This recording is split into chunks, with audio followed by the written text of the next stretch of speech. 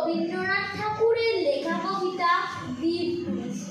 মনে করো যেন বিদেশ ঘুরে, মাকে নিয়ে যাচ্ছি অনেক দূরে।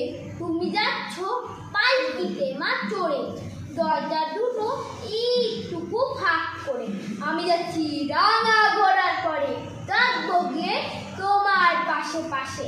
রাস্তা থেকে ঘোড়ার ঘুরে ঘুরে রাঙা ধুলোয় মেয়ে করে আসে। সন্ধে হলো, সূর্য নামে পাখি এলেন যেন চোরার দিঘির মাঠে। ধুধু করে যেদিক পানি চায়, কোনো কানে জনমানব নাই। তুমি জানো আপন মনে দাঁই, হয়তো দেখে ভাবছো এলেন কোথা। আমি বলছি ভয় পেও না বাবু, ওই দেখা যায় মরা নদীর সোতা।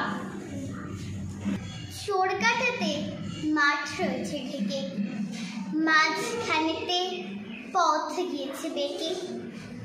গরু বাছুর নেই কোনোখানে, সন্ধে হতেই গেছে গায়ের পানি। আমরা কোথায় যাচ্ছি কি তা জানে, অন্ধকারে দেখা যায় না ভাই।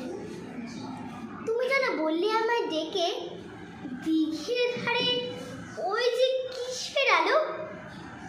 এমন সময় হাড় রে, ওই যে কারা আসতেছে ডাক ছেড়ে। তুমি ভয় পালকিতে এক্ষুনি ঠাকুর দেবতা স্মরণ করছে মনে।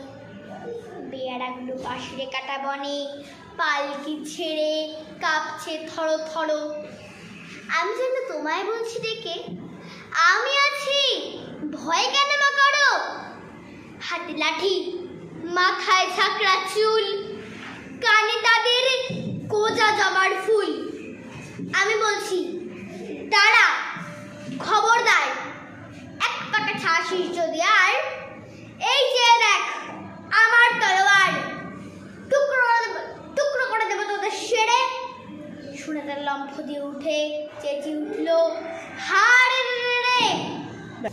তুমি বললে যাস রে খবরে, আমি বলি দেখো না চুপ করে। ছুটিয়ে ঘোড়া গেলেন তাদের মাঝে, ঢাল তলোয়ার ঝনঝনিয়ে বাজে।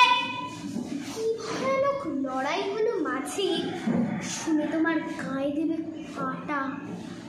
কত লোক যে পালিয়ে গেল ভয়ে, কত লোকের মাথা পড়লো কাটা। এত লোকের সঙ্গে লড়াই